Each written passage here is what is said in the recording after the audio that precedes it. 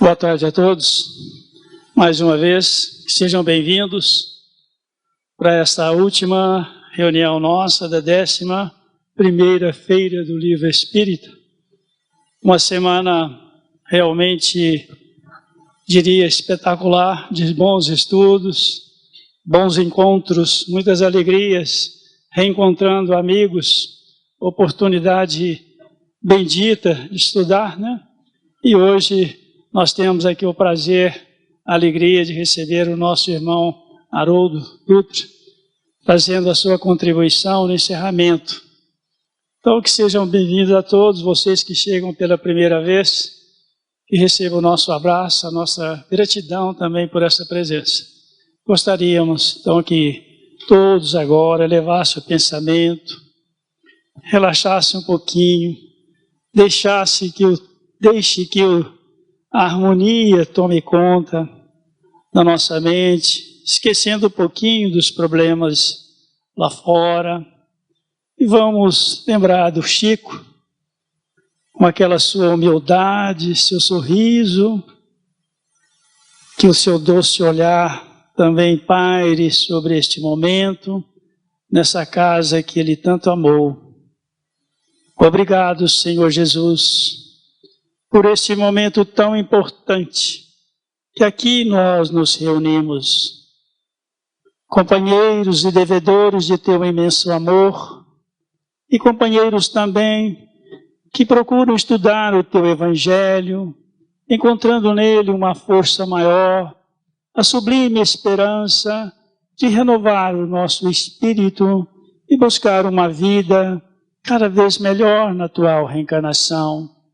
Ajuda-nos, Senhor, a compreendermos mais a vida, fazendo com que sejamos companheiros de lutas daqueles mais necessitados, que possamos sempre olhar, buscando aqueles caídos e levantando com amor, com fraternidade, com solidariedade. Obrigado, Mestre, que possa também abençoar o nosso querido irmão palestrista desta noite, recebendo aqui as doces e meigas energias a nos ensinar e fortalecer os nossos ideais na busca do teu Evangelho de amor. Que a tua paz esteja conosco, hoje, agora e todo sempre. Obrigado, Senhor. Que assim seja. Haroldo.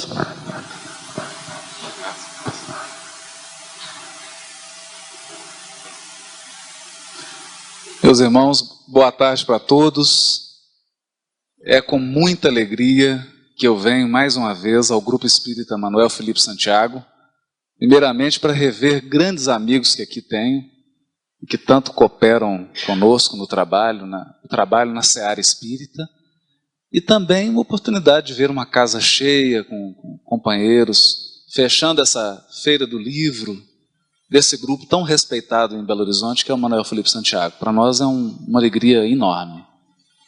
E a nossa alegria ainda é maior pelo tema que nos foi proposto, que é a contribuição da obra de Francisco Cândido Xavier para a compreensão do Evangelho.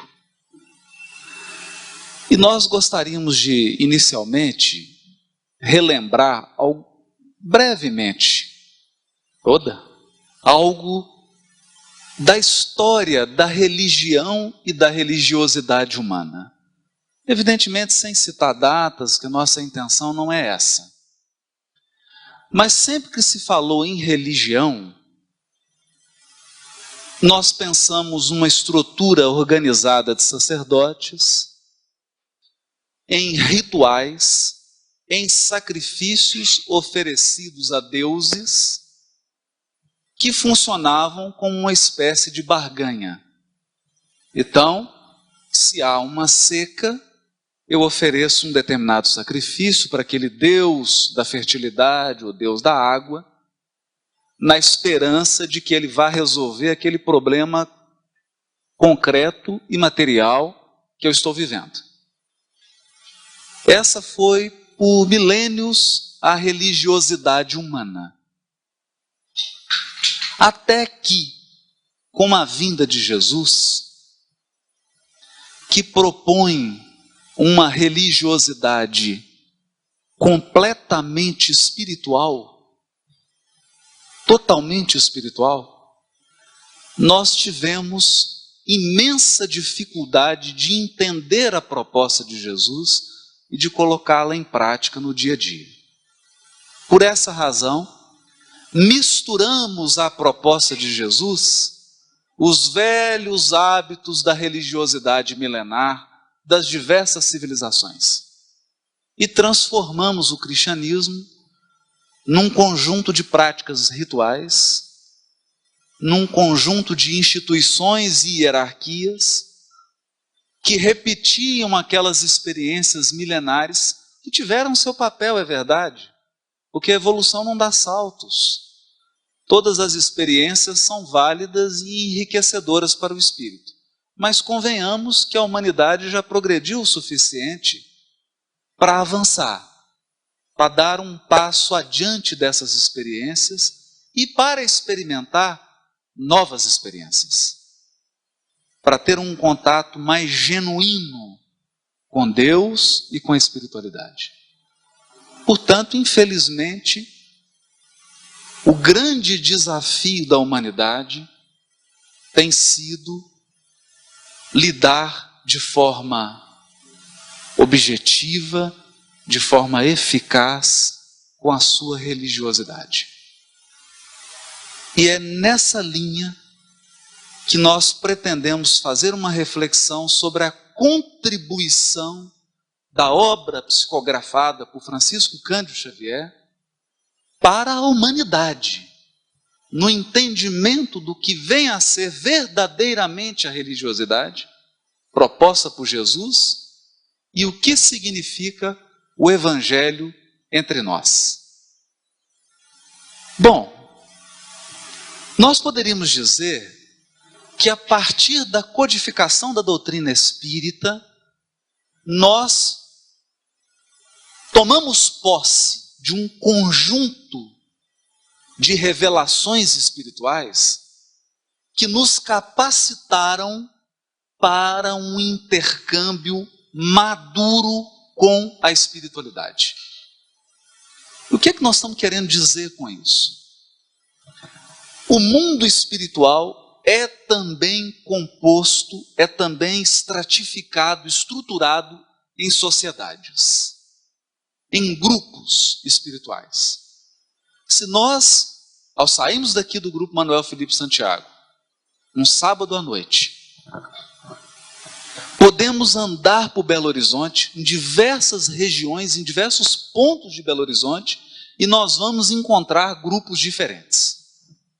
Então nós podemos ir em determinados bares onde se encontram pessoas que fazem aqueles jipes, fazem aquelas... o Dakar, né? Saem andando de jipe por aí. É um grupo.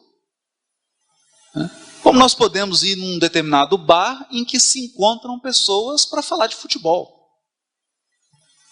Nesse horário, muitas pessoas estão se encontrando para jogar bola. Então, dependendo dos seus interesses, as pessoas se reúnem e formam grupos. Não há nada de especial nisso. E no mundo espiritual é a mesma coisa. É a mesma coisa. É a mesma coisa. Perder o corpo físico e ingressar no mundo espiritual não resolve nenhum dos problemas profundos da nossa alma. Você, um segundo depois de desencarnar, é a mesma pessoa de um segundo antes. A mesma pessoa. Você continua pensando do mesmo jeito, continua nutrindo os mesmos preconceitos, continua alimentando as mesmas maldades, continua alimentando a mesma ignorância.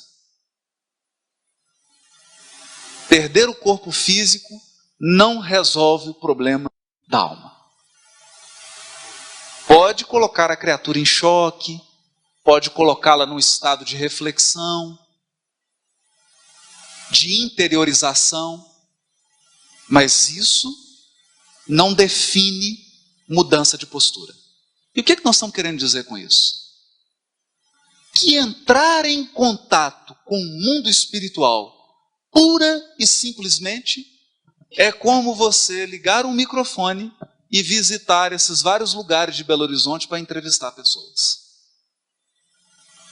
Você pode chegar num bar em que tem pessoas assistindo um jogo de futebol e começar a fazer perguntas para essas pessoas sobre altas questões da vida. O que elas vão responder?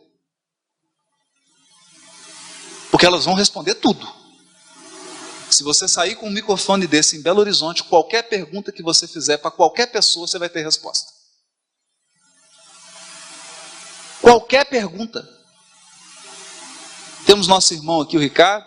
Se ele fizer a pergunta mais profunda de medicina, todo mundo responde. Todos vão responder. Portanto, não basta um médium, não basta intercâmbio com o mundo espiritual. Isso só não basta. Porque você pode entrar em contato com criaturas que estão em situação muito pior que a sua. Se você está em busca de orientação, você pode pedir orientação para pessoas mais desorientadas do que você. Se você está num processo de tristeza, você pode entrar em contato com criaturas em depressão no mundo espiritual. Quando Allan Kardec codificou a doutrina espírita, ele nos colocou em condições de ter um contato adulto, maduro com a espiritualidade. E contato maduro com a espiritualidade significa que, ao estabelecer um diálogo com a espiritualidade, eu sempre me coloco numa posição crítica com relação ao que esse espírito está respondendo, ao que ele está dizendo, a quais pressupostos que ele adota para responder a determinadas perguntas. Porque você pode estar travando um diálogo com uma entidade profundamente preconceituosa. Você pode estar criando um intercâmbio com uma entidade profundamente má, profundamente orgulhosa, ou profundamente ignorante. Profundamente ignorante. A doutrina espírita, ao amadurecer o nosso intercâmbio com a espiritualidade, traz uma proposta diferente. Na coordenação de toda a evolução do orbe, há um espírito. Questão 625 de O Livro dos Espíritos. O tipo mais perfeito que Deus tem oferecido, porque nós não aceitamos ainda. Jesus ainda não foi aceito. Deus está oferecendo tem 2000 anos. O tipo mais perfeito que Deus tem oferecido aos homens para servir de guia e modelo. Ao dizer que Jesus é modelo, a espiritualidade, ao responder essa indagação de Kardec, né, porque ele que propôs esse padrão de pergunta, modelo, ele pensava num padrão moral. Porque uma coisa é você falar de ciência, outra coisa é você falar de filosofia. Ao tratar de ciência, ao tratar de filosofia, eu estou lidando com padrões de interpretação. Então, se você chega para um químico, nosso irmãozinho Gilmar que está aqui, e ele vai lidar com um determinado fenômeno químico, ele tem um modelo teórico na mente dele para lidar com aquele fenômeno. Mas pode significar que esse modelo não esteja certo. Aliás, é o que sempre acontece. À medida que a sociedade vai evoluindo, ela vai substituindo seus modelos de conhecimento. Mas quando eu falo de moral, não há modelo teórico. Quando eu falo de moral, eu preciso de um modelo de conduta. Eu preciso de um padrão de conduta. Um padrão de comportamento. Pois bem, Jesus é, para os espíritos que evoluem na Terra, o padrão de comportamento ideal. O padrão de comportamento ideal. Mas não é um padrão estático, um modelo teórico, porque ele é também um guia. Se ele é um guia, quando você realmente toma a decisão de seguir Jesus, você entra numa relação afetiva com ele.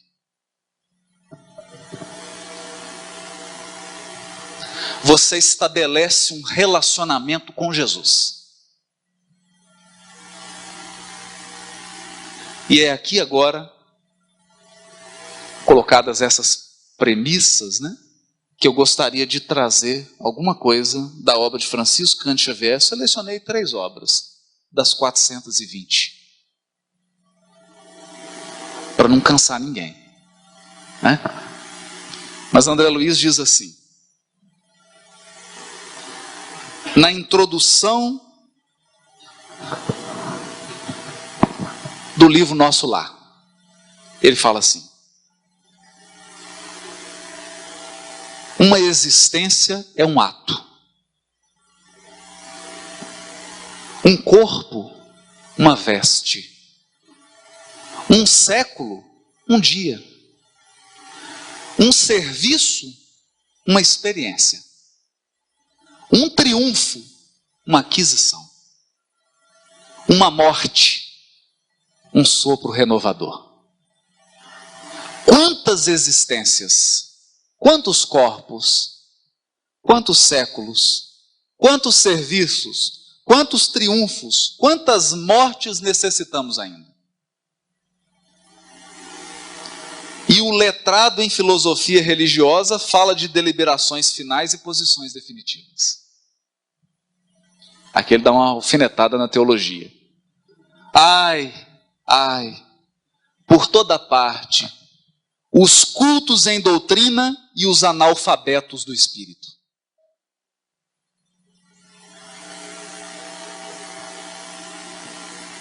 Cultos em doutrina, repletos de títulos, de mestrado, doutorado, etc, etc. Mas interiormente, analfabetos do espírito.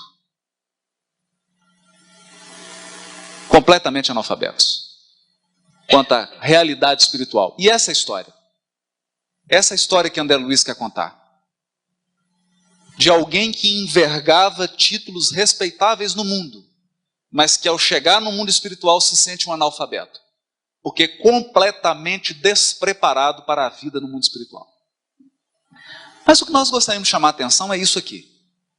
É preciso muito esforço do homem para ingressar na academia do Evangelho do Cristo. Não? Achando que vestibular é só para universidade, né? Aqui não, não. É preciso muito esforço para ingressar na academia do Evangelho do Cristo. Ingresso que se verifica quase sempre de estranha maneira, de forma estranha. Ele só, na companhia do Mestre. Olha, quando você entra dentro do Evangelho, é você sozinho e Jesus. Só vocês dois. Efetuando o curso difícil, recebendo lições sem cátedras visíveis e ouvindo vastas dissertações sem palavras articuladas.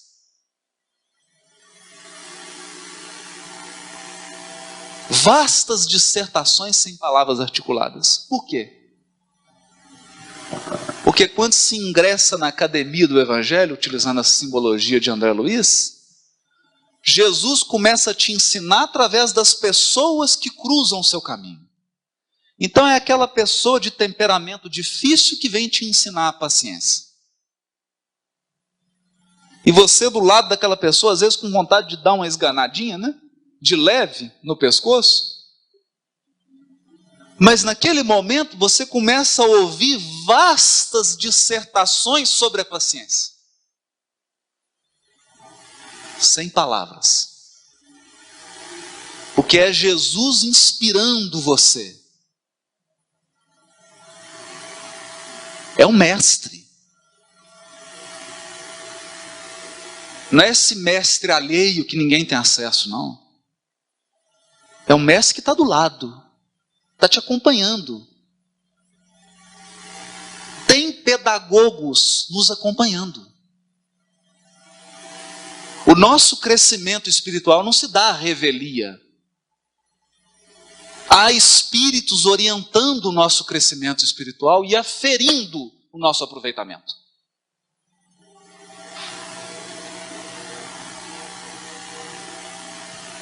Pois bem, o Evangelho e Jesus colocado dessa maneira que André Luiz colocou é inédito no mundo. Isso aqui é inédito. Embora o livro seja de 42, né? Mas é inédito. É inédito. Isso aqui é uma novidade. É novidade até para o espírita. Porque ao tomarmos contato com o Evangelho, a primeira coisa que ocorre, flui de nós aquelas experiências seculares nas religiões tradicionais das diversas civilizações. Então nós começamos a endeusar pessoas, começamos a seguir pessoas, necessitamos de imagens, de símbolos, de rituais, voltamos para as experiências do passado. Sem entender que ingressar na fileira do Cristo é não ter cátedra, é não ter palavra articulada, é na intimidade do ser. Na intimidade do ser. Essa sutileza já anunciada por Jesus há 2000 anos antes. Virá o dia em que Deus será adorado, nem nesse monte e nem nesse aqui. Porque a mulher samaritana estava em conflito religioso. As pessoas em quem ela confiava, os líderes religiosos da época dela, pessoas que viviam na comunidade dela, pessoas que ela conhecia, pessoas com quem ela convivia, diziam para ela: Deus está nesse monte aqui, é aqui, ó, no Monte Gerazim. Encontro outras pessoas que ela também respeitava, mas não tinha tanto contato, dizia: não, Deus está aqui no Monte Sião.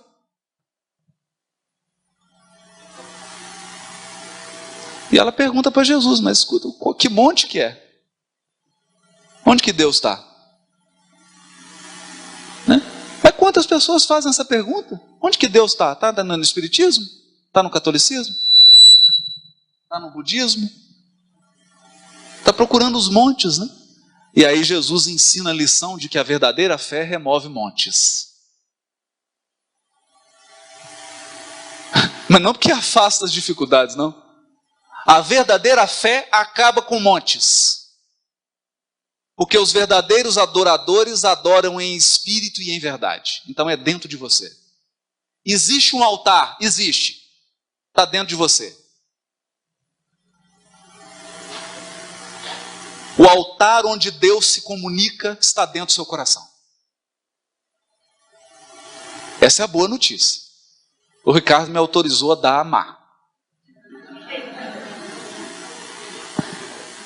A má notícia é que Deus não tem aparelho fonador. Deus não tem boca, não tem dente, não tem língua, não tem garganta. Então ele não fala. Palavras articuladas. Então como é que Deus fala? Diz Emmanuel, através das pessoas e das circunstâncias da nossa vida. Através das pessoas e das circunstâncias. São as lições sem cátedras. É Jesus do seu lado te educando. É esse o sentido. É essa sutileza que nós espíritas precisamos aprender. Precisamos aprender. Não porque eu estou falando. Não, por favor. De jeito nenhum. Emmanuel diz assim, que os passos do cristão em qualquer escola religiosa, devem dirigir-se verdadeiramente ao Cristo e que em nosso campo doutrinário precisamos, em verdade, do espiritismo e do espiritualismo, mas muito mais de espiritualidade. Espiritualidade. Porque o mundo está repleto de doutrinas místicas espiritualistas. O mundo está repleto de gurus espiritualistas e de seguidores espiritualistas. E a doutrina espírita está destinada a invadir o mundo. Mas, se não tivermos espiritualidade, nosso problema não será resolvido.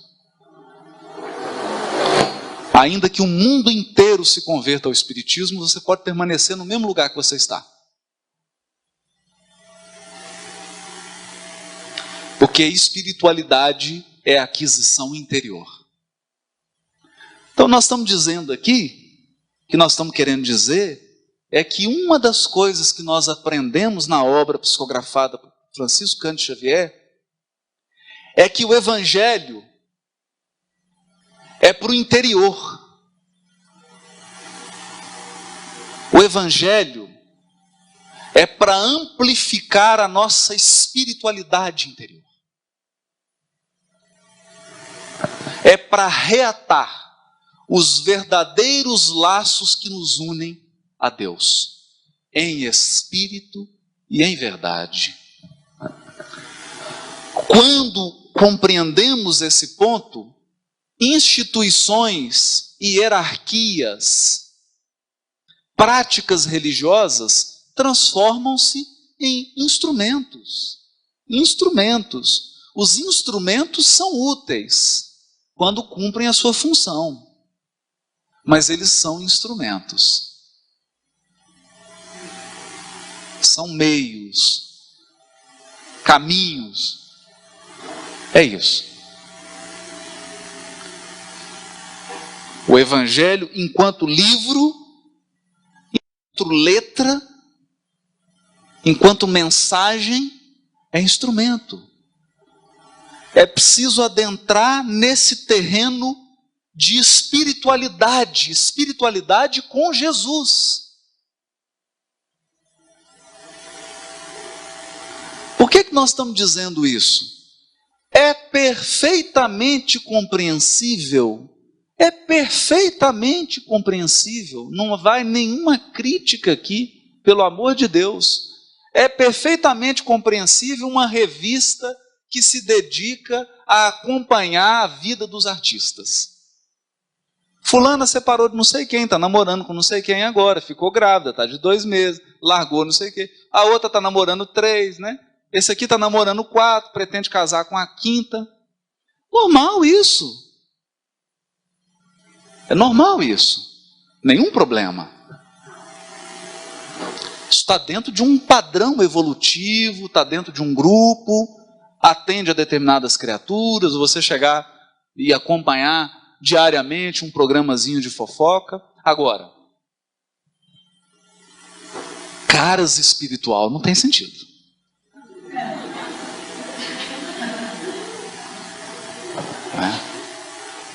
Caras espiritual não tem sentido. O que? Olha, o Cazuza desencarnou, o que ele está fazendo? É problema dele. Saber o que ele está fazendo?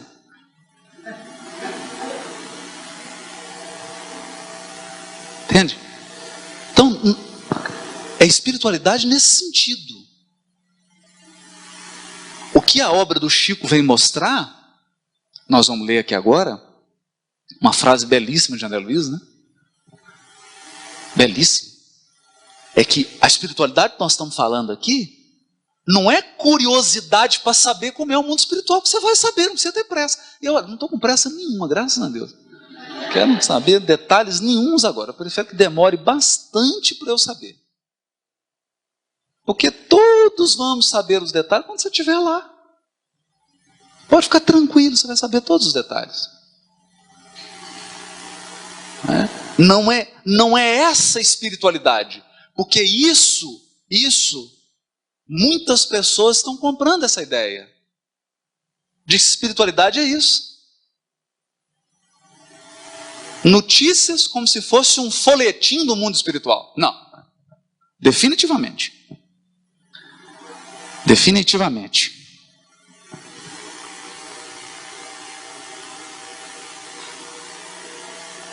André Luiz descrevendo no capítulo 1 do livro Nosso Lar a sua situação espiritual. Escrevendo, sinceramente. Porque esse livro é emocionante, porque aqui é um homem que abre o seu coração. Abre o seu coração. Então ele diz assim: enfim, como a flor de estufa, chamando ele de flor de estufa, não suportava agora o clima das realidades eternas. Você pensa? O clima das realidades eternas. Realidade. Você chegar no plano espiritual, não adianta mostrar identidade, não adianta mostrar seu currículo acadêmico, não adianta mostrar seu cargo, não tem mais conta bancária, é você puro. Puro. É você. Só. Não tem nenhuma muleta. Aí ele diz assim: não desenvolvera os germens divinos que o Senhor da vida colocara em minha alma. É bonito isso aqui, porque aqui entra a sutileza da obra psicografada por Francisco Cândido Xavier. O que ele está fazendo aqui? Uma referência à parábola do semeador. Eis que o semeador saiu a semear. E o que André Luiz está dizendo? Não desenvolveram os germens divinos, as sementes que o Senhor da vida, que Deus colocara em minha alma.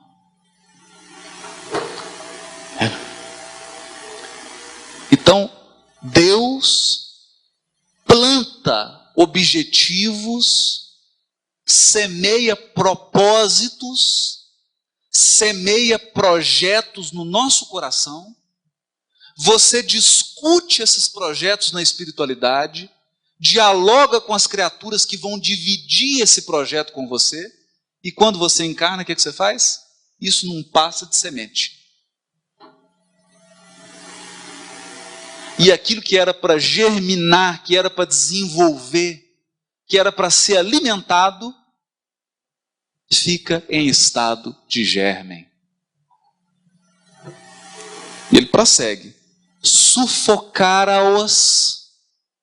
criminosamente no desejo incontido de bem-estar. Mais uma referência à parábola do semeador, porque na parábola do semeador há um conjunto de sementes que caem no espinheiro. E os espinhos sufocam a semente. E quando Jesus vai explicar essa parábola, essa parte da parábola, Jesus diz assim: e os espinhos são os cuidados deste mundo. Sufocam os germens divinos, germens de espiritualidade. Porque reencarnamos com projetos espirituais, não fora, mas dentro. Dentro. A gente realiza fora porque é material didático, porque a verdadeira construção é interior, né? A de fora é só meio. Então sufocou. Por quê? Desejo incontido de bem-estar. Bem-estar. Não adestrara órgãos para a vida nova. Como assim não adestrara órgãos? É André Luiz fazendo mais uma referência sutil ao Evangelho. Jesus curou diversos paralíticos. Não é que Jesus veio aqui à Terra para curar. Tem médico para isso hoje, né? Paralítico, leproso, o cego, a medicina vai chegar nisso. O problema são esses aqui, ó, que chegam. Não adestrar a órgãos para a vida nova. Era justo, pois, que aí despertasse a maneira de aleijado. Você chegar no mundo espiritual e perceber que você é um paralítico do espírito. Paralítico, você não consegue movimentar. A densidade do teu perispírito é tão grande que você não consegue deslocar-se.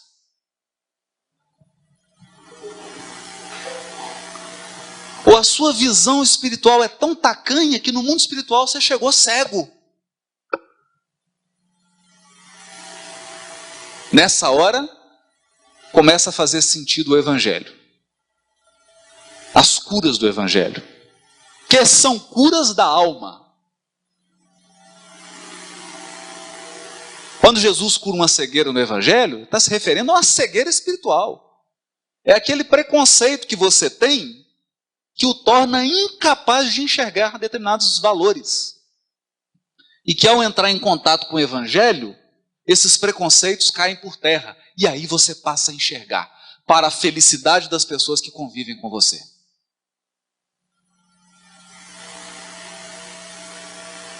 Porque as nossas deficiências morais fazem sofrer as pessoas a quem nós amamos.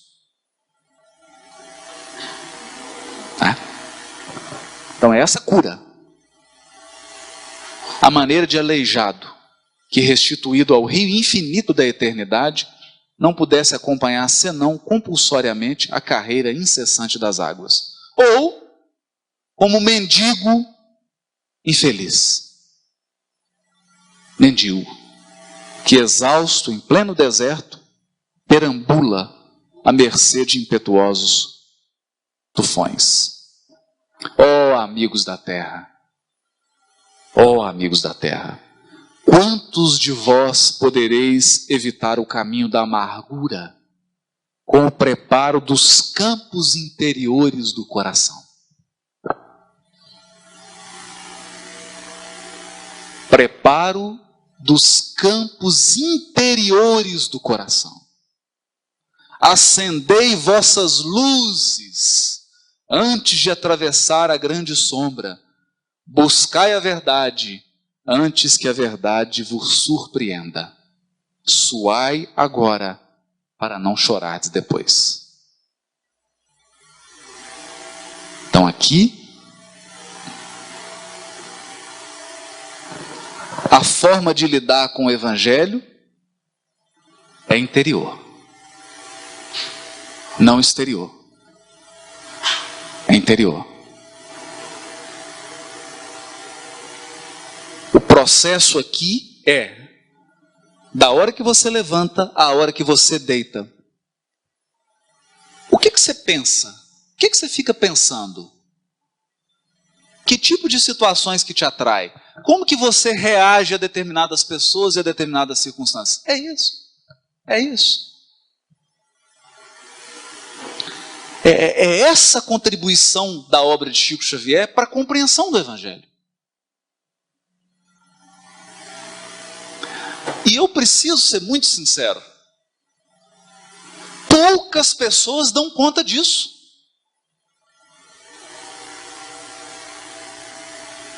Poucas pessoas dão conta disso. Porque a fantasia, o jogral, o recreio, é muito mais fácil. É muito mais fácil. O difícil é você entrar dentro de você mesmo, com sinceridade. Com sinceridade. E fazer aquela avaliação. Quanto que realmente você caminhou depois que conheceu o ensinamento de Jesus? Quanto que efetivamente você caminhou? Quantos passos de fato você deu adiante? Quantos? Esse é o desafio. Mas as pessoas dizem assim: o Evangelho é difícil, cheio de símbolos, cheio de parábolas, cheio de figurações. Sim, sim.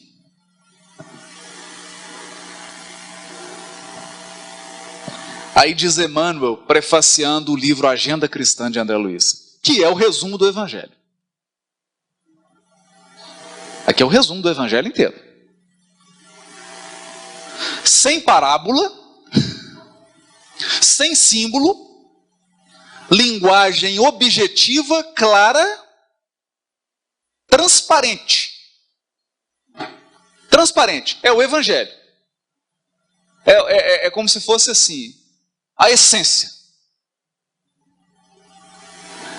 Diz Emmanuel assim: aqui, leitor amigo, você observará somente a lembrança dos antigos ensinos do Mestre,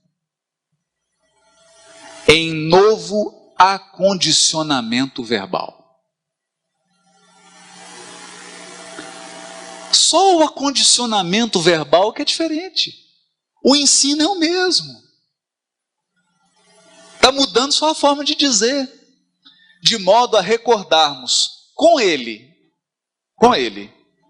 que o reino divino, edificação de Deus no homem, em verdade, jamais surgirá no mundo por aparências exteriores.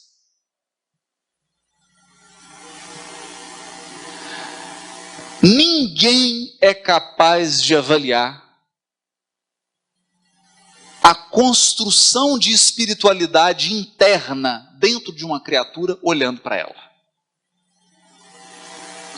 Porque não há sinais exteriores de espiritualidade interior. Você pode observar os atos, os gestos, a fala dessa pessoa. Aí você tem sim indícios. Não, realmente essa é uma pessoa evangelizada. A forma como ele fala, como ele se comporta, como ele reage, é um ser evangelizado. Mas você não é capaz de medir a extensão da construção realizada dentro dele. Mesmo porque cada um responde por si. E aí nós encontramos assim. Você abre aleatoriamente, né? Podemos abrir aleatoriamente. Que é evangelho puro. Olha a página que caiu para a gente aqui agora. Se você deseja ser cristão efetivamente, caiu agora. Perdendo, vencerá na batalha humana.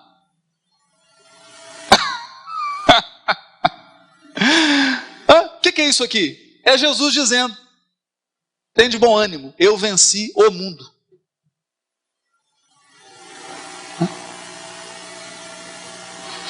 Perdendo, vencerá na batalha humana. Cedendo, obterá os recursos de que precisa. Como é que é? Olha, eu pensei que era tomando que eu ia conseguir os recursos que eu preciso, né? Tomando dos outros. Não é? Não, cedendo. É doando. Quando você cede, é que você conquista o que precisa. Trabalhando, conseguirá a felicidade própria. Perdoando, edificará em torno de si mesmo. Olha, libertando, conquistarás os outros. É só quando você liberta. Quando você escraviza, no ciúme, no apego, você perde. Suportando, resistirá na tempestade. Renunciando, ganhará tesouros imortais. Abençoando, salvará muitos. Sofrendo, terá mais luz. Terá mais luz. Sacrificando-se, encontrará a paz. Suando, purificar-se-á. Amando, iluminará sempre. É o Evangelho. É o Evangelho. Só que em novo acondicionamento verbal. Diz Emmanuel. Novo acondicionamento verbal. Está resumido. E ele já começa assim. Se você tem uma semana de conhecimento do Evangelho, você já sabe o que fazer. Né? Já tem programa para muito tempo. Muito tempo. Mas é isso. É esse processo de interiorização. De interiorização. E aqui nós voltamos lá no capítulo 8 do livro Missionários da Luz, quando o benfeitor Alexandre faz uma palestra para centenas de médiuns que iriam reencarnar com o propósito de desenvolver uma tarefa na mediunidade. E ele fala isso, que eu comecei aqui no início, né? Na verdade, eu copiei dele. Que bom. Capítulo 8, livro Missionário da Luz. Ele fala assim, olha, não basta o intercâmbio com a espiritualidade. O difícil é entrar em contato com os emissários do Cristo. Isso é que é o difícil. O difícil é entrar em contato com os prepostos de Jesus.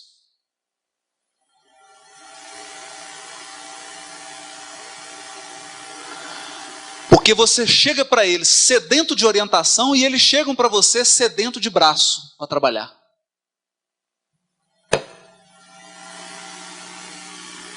Esse é o desafio. Me recordo aqui de uma pessoa contando, o senhor Romeu Grise, de Votuporanga, amigo do Chico, morava em Votuporanga, que é perto de Uberaba, e ele contando que na época de muita dificuldade do Chico, muita perseguição, muita crítica, muita luta, muito desafio, e o Chico nunca perdeu o ânimo, né? Isso nunca, mas estava cansado, né? Quando você fica assim com a energia um pouco baixa. E então o benfeitor Emmanuel sugeriu a ele, falou, Chico, agora nós vamos arrumar uma forma de você recuperar as suas energias. Aqui o que vai ser, né?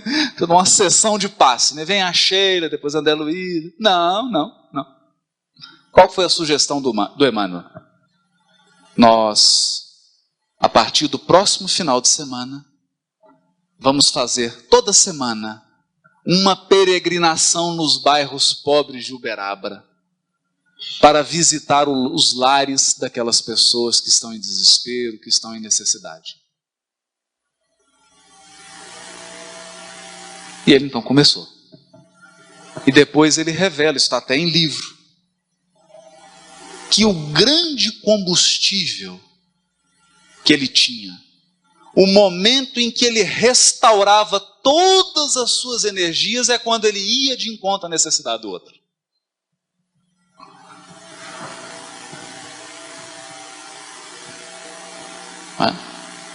Porque a espiritualidade superior não vai vir aqui para fazer massagem zen em você. Não, vem cá, relaxa, fazer uma massagem. Isso tem os companheiros, os amigos, podem fazer isso para a gente, né? A gente tem amigo para isso, né? Fala, meu querido, você está triste, fica assim não. Vamos lá no Manuel Felipe, né? Fechamento da feira do livro, anima. Isso é o que o amigo faz, o espírito superior não. Porque ele está preocupado com a educação definitiva do nosso ser imortal. E não se educa definitivamente simplesmente acalentando.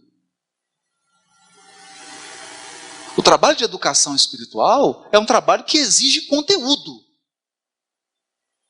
E não há conteúdo superior àquele que se ofere no trabalho em favor do semelhante. Então Chico ia para a tarefa. E lá ele recebia 1000 vezes mais do que doava. Tem uma frase belíssima, a gente não cansa de repetir, quando ele chega para o Emmanuel e fala: Emmanuel, eu estou me sentindo como se estivesse caindo de um prédio de 20 andares. O Emmanuel fala: não preocupa, Chico, em cada andar que você passar vai ter a mão de uma mãe que você auxiliou para te amparar. Não cai. Não cai. Porque você cria um círculo de simpatia espiritual. Um círculo de simpatia espiritual. Mas onde que eu aprendi isso? Eu sou um bom aluno que copia tudo, né? Mas é bom que a gente copia coisa boa. Esse tá aqui, ele fala assim. Não tá aqui, tá? Está no prefácio dele no nosso lar. Deixa eu ver aqui. Prefácio do Emmanuel. Ele fala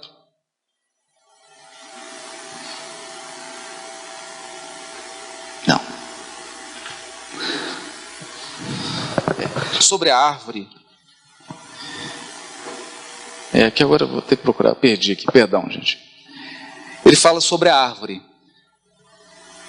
Que é justo que a árvore que produz muitos frutos receba do agricultor um cuidado especial.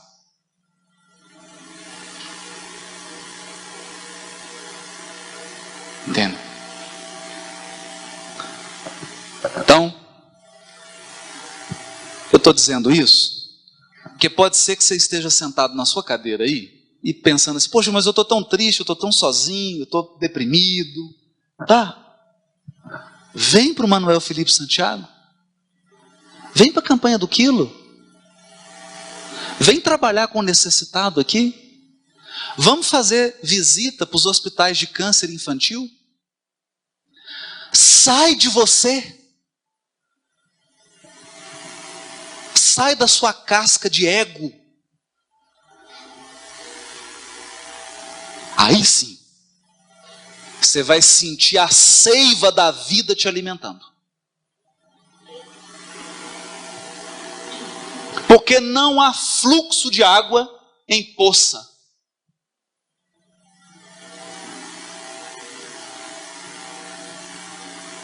Tem uma mensagem belíssima de Emmanuel que ele fala assim: não interrompas o fluxo de amor que parte da providência divina. Nunca interrompa. Mas um fluxo de amor não pode ser empoçado numa criatura. Então é quando a gente vai em direção ao outro, é quando a sua vida se torna útil para alguém além de você. Porque às vezes você pergunta: sua vida é útil para alguém? É claro, para mim. Minha vida é extremamente útil para mim. Ótimo. E além de você? Porque não é razoável, não é justo que haja um investimento espiritual de peso em alguém que vive única e exclusivamente para si. É esse o segredo. Essa é a autoajuda do Evangelho. É mais do que pensamento positivo. São ações positivas em favor do outro. Até me recordo agora da frase belíssima que o Raul Teixeira disse no congresso, uma frase linda, que o Chico disse para ele.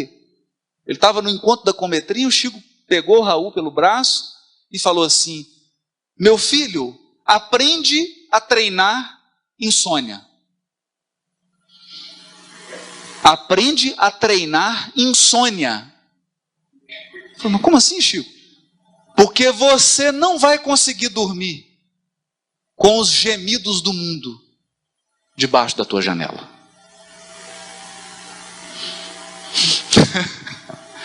Pensa.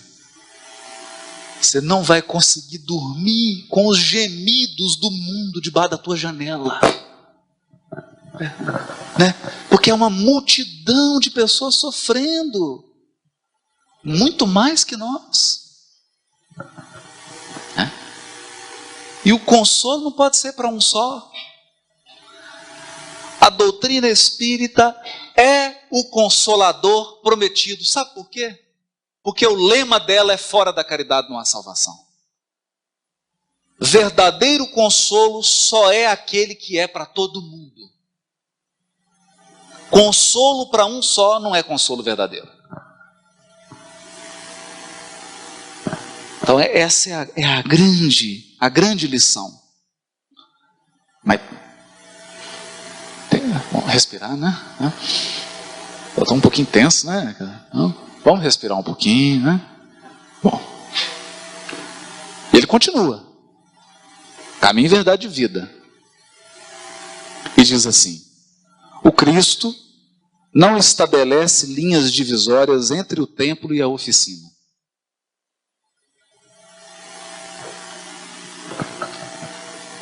É tão bonito, porque, mano, eu vou traduzir então. Vou traduzir para uma linguagem inferior. O seu setor de trabalho é idêntico a esse salão do Manuel Felipe Santiago.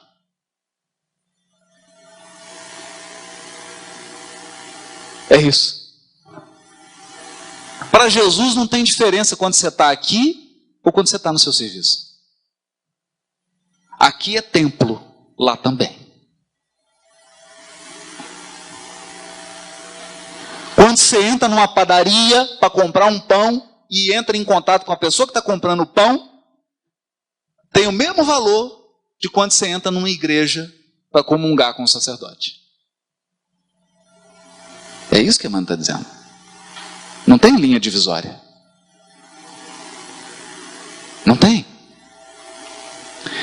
Quando eu li isso, eu fiquei um pouquinho preocupado. A minha preocupação era o seguinte: porque quando eu estou aqui fazendo uma palestra, ou quando estou sentado assistindo, eu sou uma pessoa. Quando eu estou no volante, eu sou outra.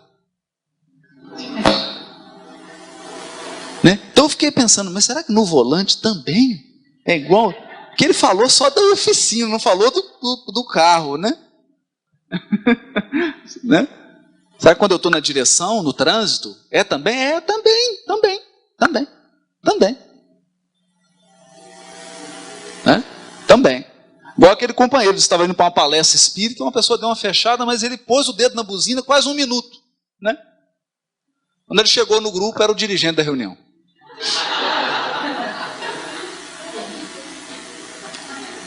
Você me desculpa, a buzina agarrou. Eu ia dar um toque cristão, né? Eu ia fazer assim, pip, só para estar com medo de chocar, mas agarrou a buzina. Estou com esse problema. Você conhece algum mecânico, né? Não tem explicação. Né? Vai explicar o quê? Vai explicar que quando você está aqui fazendo uma palestra você é um, quando você está no trânsito você é outro? Né? E se a pessoa que estiver no trânsito for alguém que está te ouvindo? É um desafio, né? É um desafio. Mas ele diz assim, também: por louvá-lo nas igrejas e menoscabá-lo nas ruas, é que temos naufragado 1000 vezes.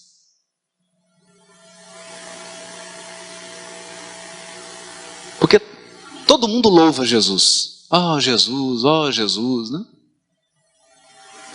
Temos naufragado 1000 vezes por nossa própria culpa.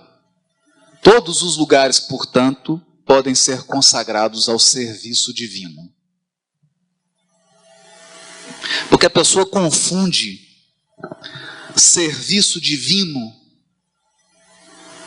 com atividade religiosa. Aí, olha que interessante. Eu me lembro que estava trabalhando na apostila do EAD com o seu Honório. Então, estamos lá na parábola do bom samaritano. E de repente ele falou assim, olha, vamos fazer um destaque agora para o dono da hospedaria. Eu falei, como é que é, seu Honório? Para o dono da hospedaria? Mas por quê? O dono da hospedaria tem um comércio, né? Ele tinha um comércio, a pessoa chegou lá e falou, ó, queria deixar hospedado aqui, pagou. Ele falou assim, não, meu filho, você não está entendendo. Porque ele falou para o moço assim, se ficar mais caro, depois eu venho e te pago. Então isso é ser cristão na sua atividade profissional.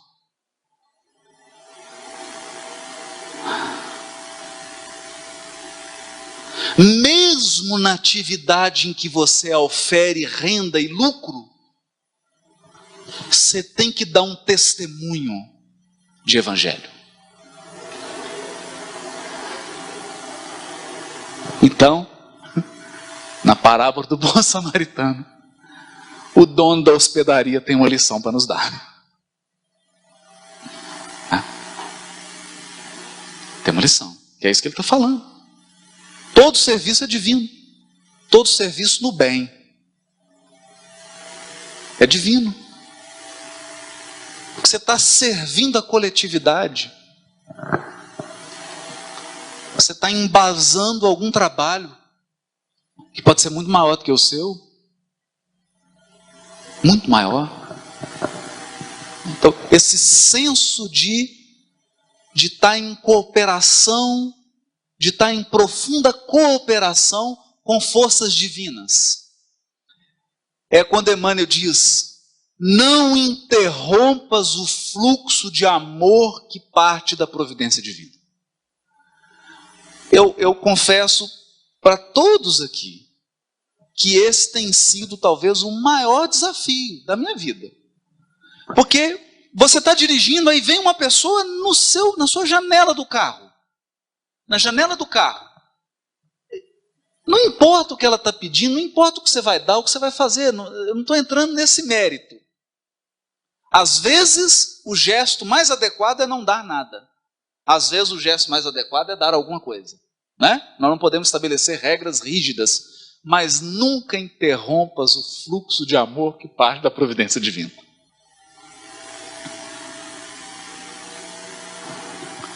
Porque toda vez que uma criatura cruza o nosso caminho, a esperança da providência divina é que o fluxo de amor passe por você e chegue a ela.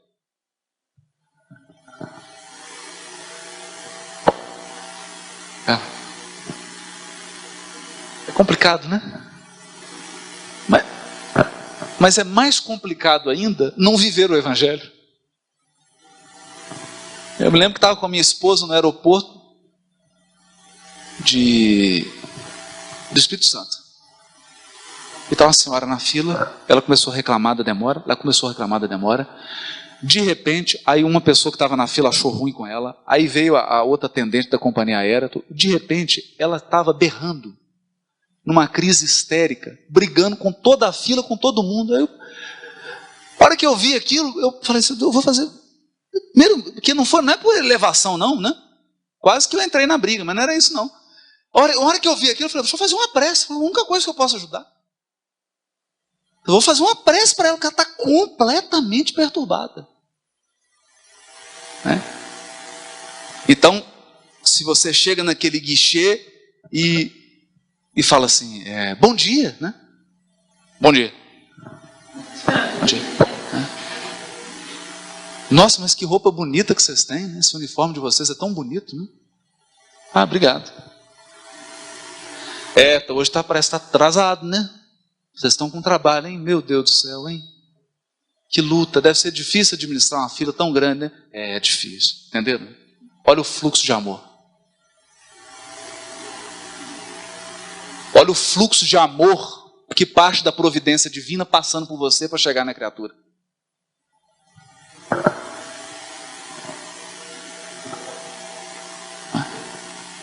Naquele momento, né? É nesse contato que você está sendo um instrumento de Deus, né? para levar a paz, para levar a tranquilidade, para levar a solução e não para ser mais um problema para a pobre coitada, né? Ela já está com 250 problemas na fila e você é o 251.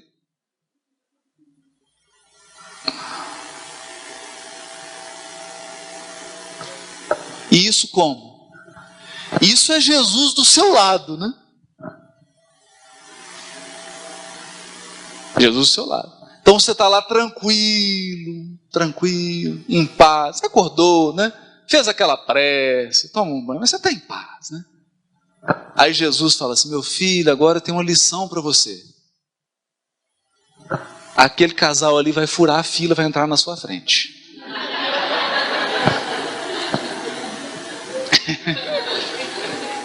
A lição sem cátedra e sem palavras articuladas. Aí a pessoa chega, né? Dá aquela olhada para os lados, gira e de repente está na sua frente.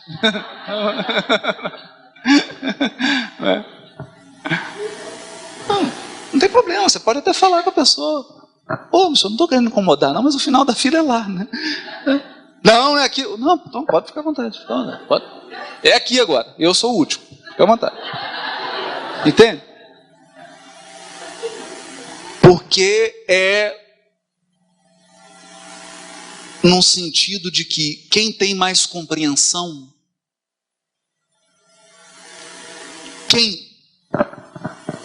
olha só, quem tem mais compreensão compartilha com Deus os cuidados do mundo.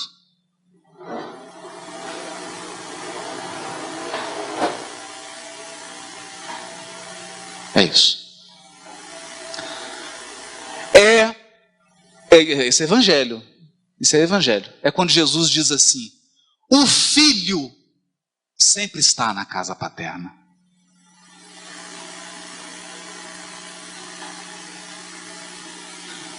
O servo não. Você pode ser um servo de Deus.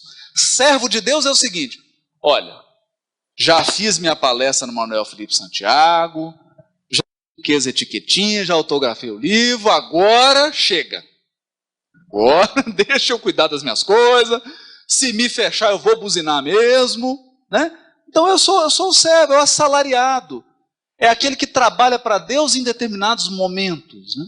É o assalariado. O filho não. O filho está na casa paterna. Ele divide com Deus as agruras do mundo. Ele divide com o pai o trabalho do consolo dos seus irmãos. Filho de Deus. Isso é ser filho. É esse o desafio. É esse o desafio. O grande desafio. Mas aprendemos isso onde? Eu não aprenderia nada. Quer dizer, não aprendi também ainda, né? Eu só tenho notícia. Estou aprendendo, né? Ainda estou aprendendo essas coisas. Mas onde que aprendi? Na obra psicografada por Francisco Cândido Xavier. Essa visão de evangelho, essa forma de enxergar o evangelho, está aqui, ó. Agenda Cristã, série André Luiz, comentários de Emmanuel, os romances de Emmanuel. Foi nessas obras que eu realmente pude aprender o que Jesus veio fazer aqui. O que ele veio fazer aqui? Porque muita gente acha que Jesus veio aqui para fundar o cristianismo. Veio fundar o cristianismo para você ser um cristão seguidor. Olha, eu queria muito que fosse tão simples assim.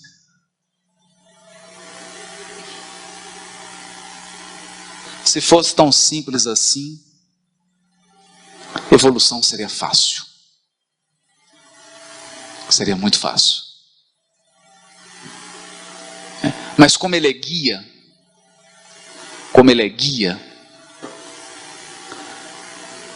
você tem que estar disposto a fazer uma jornada.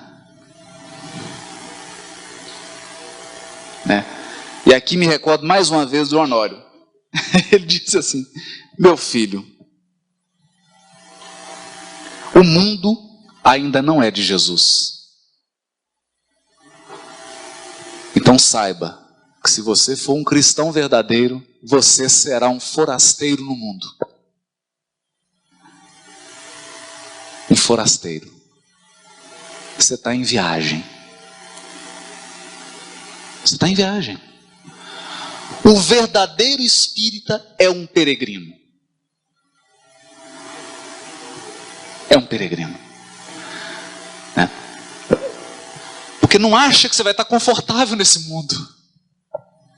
Tem injustiça demais nele. Né? Tem muito sofrimento nesse mundo. Não é possível que você esteja confortável. Né? Se você está confortável, é porque você está num nível evolutivo ainda. Sem problema. Não tem problema nenhum. O nível evolutivo que você está. Não tem, pelo amor de Deus. Senão eu vou desaprender o que André Luiz ensinou aqui.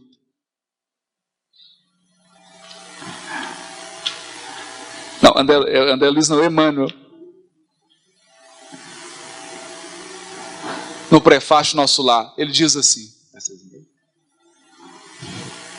os que colhem as espigas maduras não devem ofender os que plantam à distância, nem perturbar a lavoura verde ainda em flor.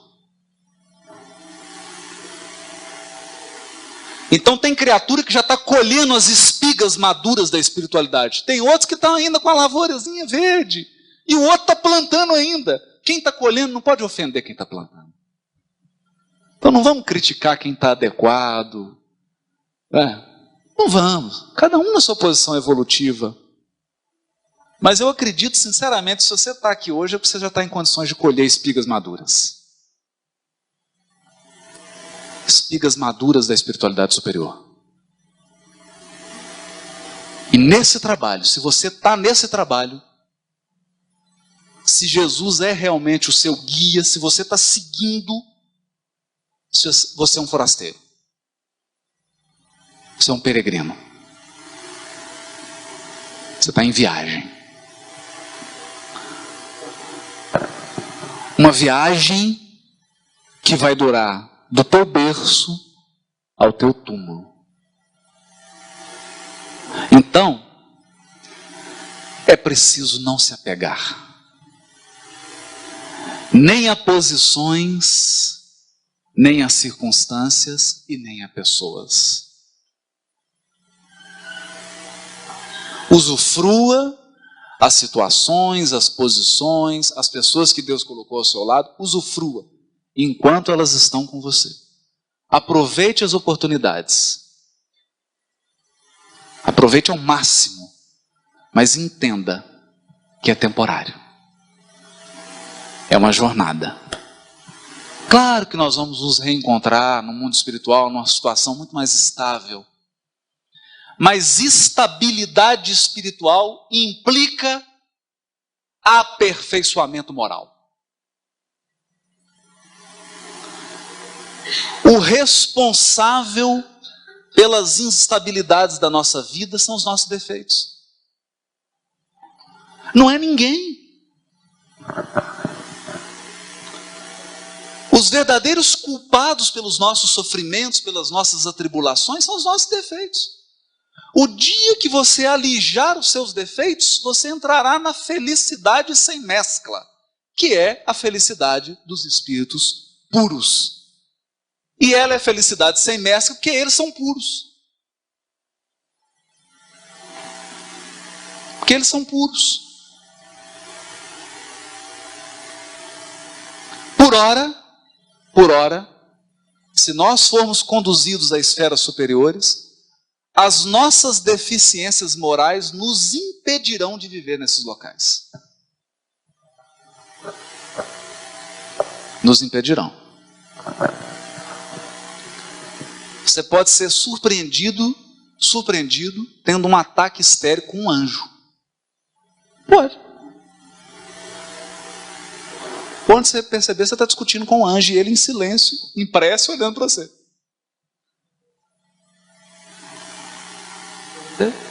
Então não é um problema da situação, da circunstância, é um problema interno. É um desafio interno. E aqui, para a gente encerrar pelo menos essa proposta que a gente fez, esse roteiro, né? Que o assunto não se encerra. Não se encerra. Como gosta o nosso querido Gilmar lá do Renúncia, Alcione, o Evangelho é um vasto caminho ascensional.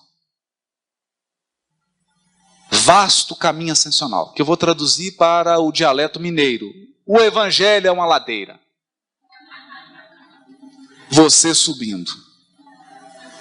Uma longa ladeira, cujo fim não atingiremos legitimamente sem o conhecimento e aplicação de todos os detalhes. Conhecimento e aplicação de todos os detalhes do Novo Testamento, do Evangelho. E exatamente por ser uma ladeira, por ser um vasto caminho, não se encerra. A gente conclui um pensamento. Conclui um pensamento. E o que eu gostaria de concluir é o seguinte. Jesus respondendo para o sacerdote. O reino de Deus é a obra divina no coração dos homens. Obra divina no coração dos homens. Talvez a maior lição que eu tenha aprendido das obras de Chico Xavier a respeito do Evangelho é o seguinte. Quando Jesus, governador espiritual do orbe, encarna entre nós e desenvolve o seu trabalho na Palestina do primeiro século, a obra que ele tinha para realizar era e é dentro de nós. Dentro. O que existe de externo é acréscimo da misericórdia divina. Então, esse salão, esse ventilador, essa estrutura, o pessoal cantando essas músicas lindas, esse ciclo de atividades aqui no grupo, nessa casa, é acréscimo da misericórdia. São instrumentos que a providência divina coloca nas nossas mãos para que você construa dentro. Porque o dia que você desencarnar, o Manuel Felipe Santiago vai ficar.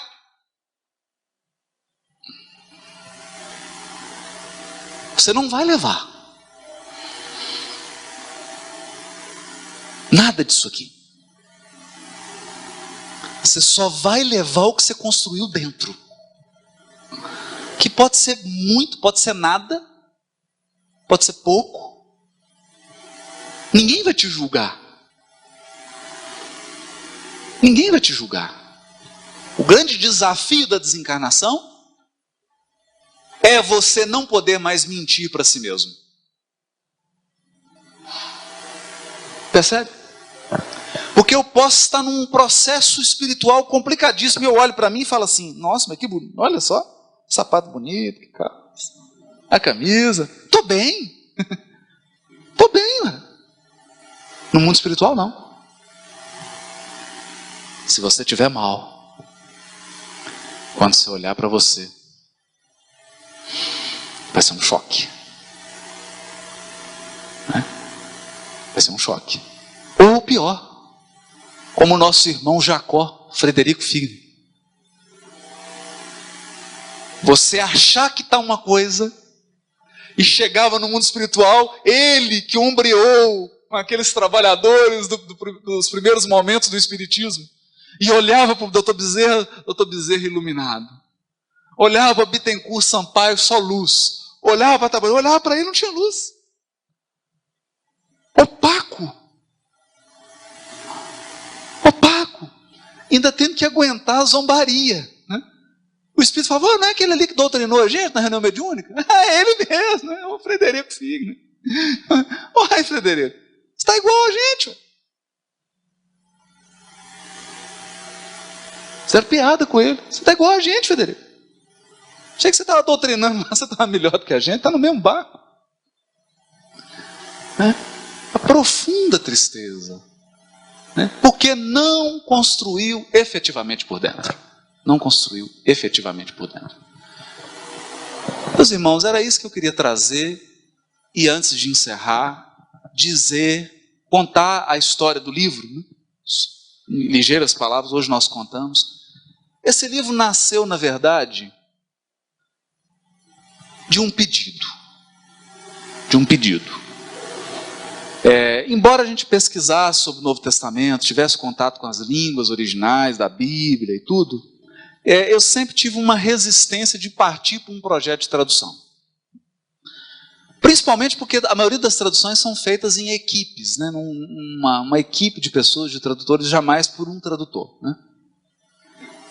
Mas quando o seu Honório, né, Honório Abreu, foi convidado para fazer o EAD, o Estudo Aprofundado da Doutrina Espírita, pela FEB, na apostila chamada Parábolas e Ensinos de Jesus, uma apostila bem simples mesmo, para dar uma noção elementar de Evangelho, na sala do Nestor Mazotti, em Brasília, estava eu, o seu Honório, a Marta Antunes, que era a coordenadora da apostila, e a Ruth Salgado. E houve uma dúvida de qual tradução seria utilizada nos trabalhos. Na apostila, nos futuros trabalhos da federação, no trabalho federativo. Então o Nestor perguntou, olha, mas será que não seria viável uma tradução feita por nós, mas não uma tradução espírita, uma tradução feita com isenção, uma tradução neutra, uma tradução que tivesse disposta a colocar-se, a receber crítica, a receber sugestões? Seria viável, seria. Honório, o que você acha? Não, nossa, é um sonho, né? Extremamente viável. Mas por que você acha que você pode fazer isso? Ele. Aí eu... Então, uma brincadeira isso, né? Não, você vai fazer. Aí, bom, na hora a gente é assim meio tolo, né? Não, vou fazer então. Só pediu, estou fazendo, né?